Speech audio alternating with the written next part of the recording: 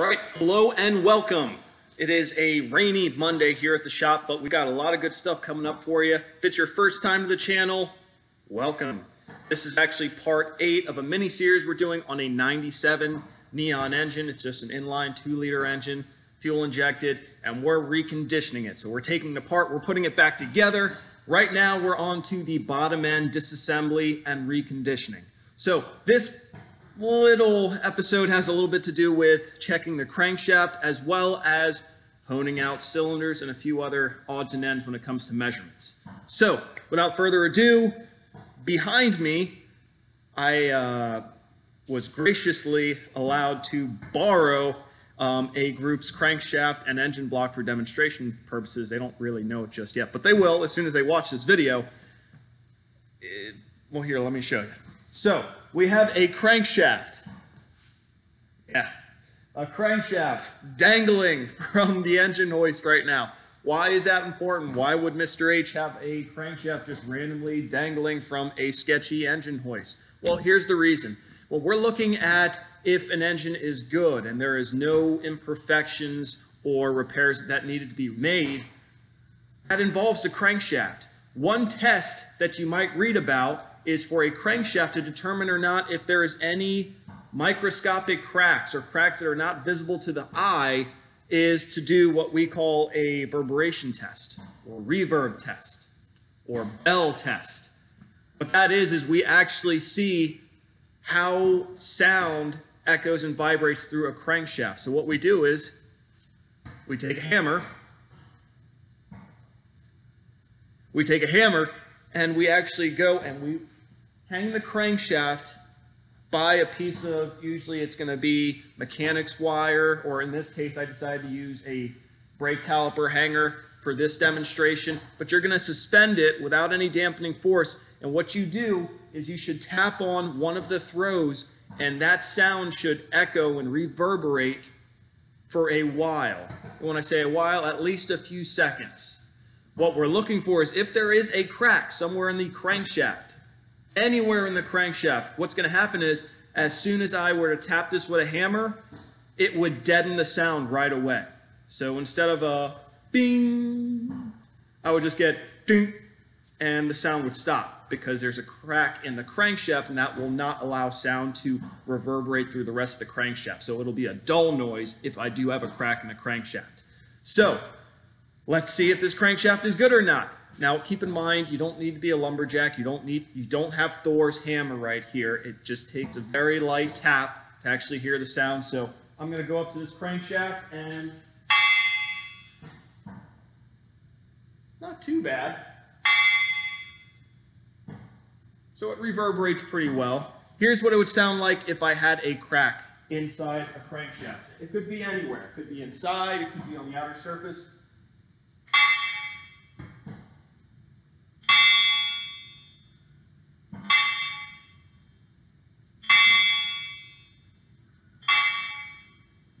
Hopefully you can tell the difference in the video. One, it's going to ring out for a little bit. The other one's just going to be boop, and it just stops right away. That's how we tell if we have a crack in the crankshaft, which does happen. Not very often, but it can. But that is one test that you will need to do today before you go and start reassembling the crankshaft. It doesn't really matter if you've already measured the journals and everything like that, because obviously we can't get a replacement crankshaft. That is one test that you should do. If you do have a crankshaft that seems to possibly have a problem, call me over. We'll take a look. Maybe we'll do a video and actually see, oh, hey, this is a bad crankshaft. For right now, I just simulated by, just like if I was playing the drums and I was going to dampen a cymbal, that's all I did was I just dampened the throw so the sound wouldn't carry on. But that is one test that you're going to want to do. Whether or not it's going to be this sketchy when you do it, you can just have one person hanging on to it. Just make sure they're not holding on to the actual crankshaft. It needs to be suspended by a piece of metal so you're not dampening the sound. But it doesn't have to be this sketchy.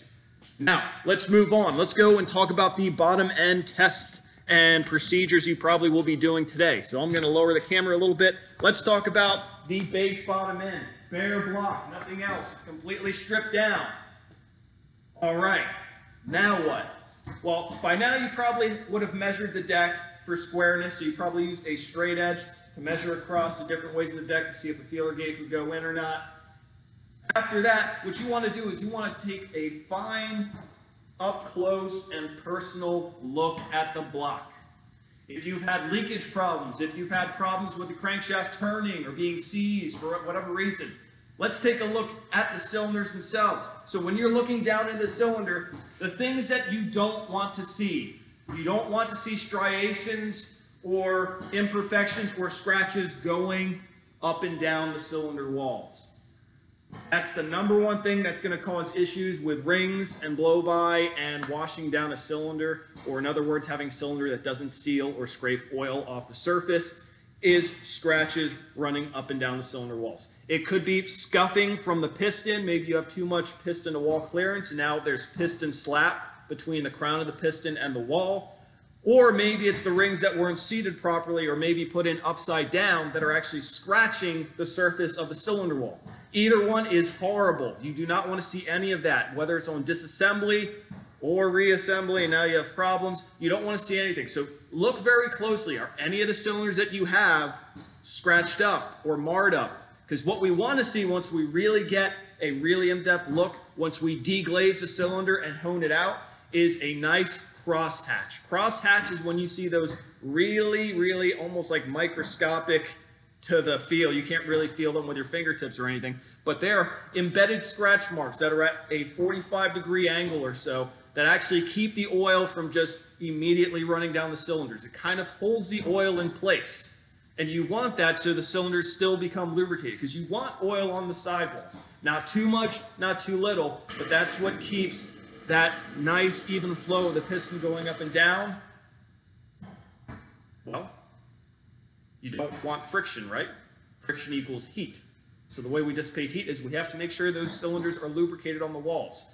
So when you're thinking about combustion and sealing, it also has to do with the oil that is also on the cylinder walls. There's oil that squirts onto the cylinder walls, whether it's from the holes drilled into the connecting rod or the head of the piston, or if it actually has nozzles built into the bottom of the bed plate or the webbing, whatever it may be. There's always oil on the cylinder walls to help those rings seat, do their job, and have a good sealing surface between the piston rings and the cylinder walls. So, needless to say, if we have any of those scratch marks or any irregularities in the cylinder, we need to take care of that. So the way we do that is we do what we call a deglazing and honing of the cylinder walls. What is deglazing? Well, we call this glazed over, when the cylinder no longer has that nice crosshatch and it has become pretty much washed down to where we no longer really see that. We see just the wear marks going down the cylinder walls. Deglazing is taking away that washed out surface, and then we go to honing, which is either using a flex ball hone, which can be like this if you look at it up close. These are really fine grit, flexible pellets that are attached to this. There's also what we call a standard hone, which is this guy, which can be a pain. This one is a little more reliable because it actually evenly distributes pressure to the cylinder the whole way around.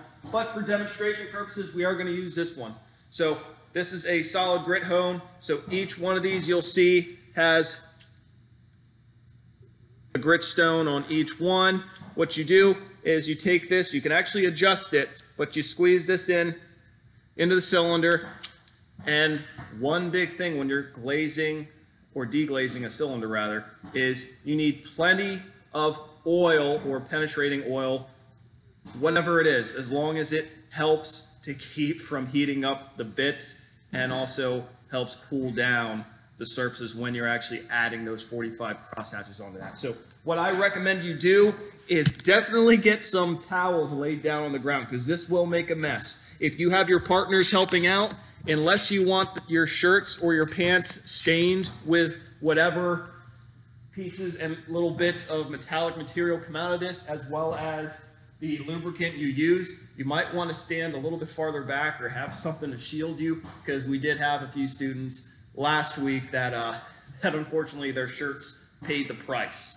So if you are the one doing the honing, obviously You want to stay a little bit clear from the actual block itself, but everyone who's around, just be aware you're in the splash zone when it comes to this hone moving up and down the cylinder and whipping up any of the penetrating oil wherever it may go. So what you want to do is you want to go to the cylinder, and you can use any penetrating oil you want. You can use regular engine oil, you can use WD-40. It really doesn't matter. It depends on what we have and what we're out of. But what we're going to do is, let's say we're going to start with this cylinder right here. So I'm going to spray this up, and I'm going to make sure it's nice and lubed up. Now, I have to make sure the bits are also lubed up as well. So what I'm going to do is I'm going to make sure each bit has a nice even coating. There is a point where it's just too excessive, but you want to make sure you have as much as possible. Now, what I'm going to do is I'm going to attempt, I might have to adjust this. Some of these you actually do have to adjust.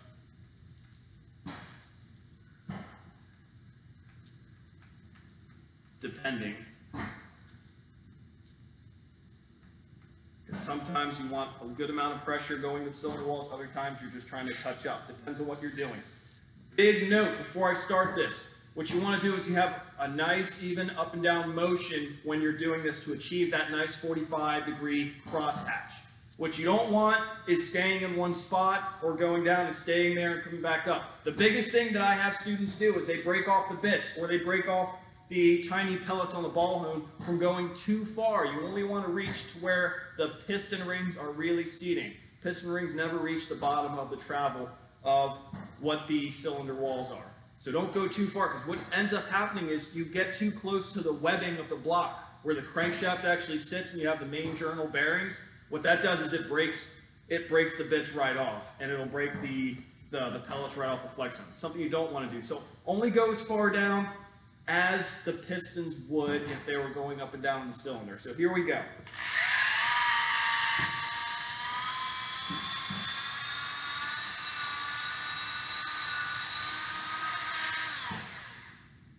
All right. What to do, we're going to take that out. Now, what I recommend for your first time is only go a few swipes. Don't go too many times, maybe like 5 or 6 times up and down. What you want to do is you want to take a rag, which I didn't think ahead. I should grab a rag.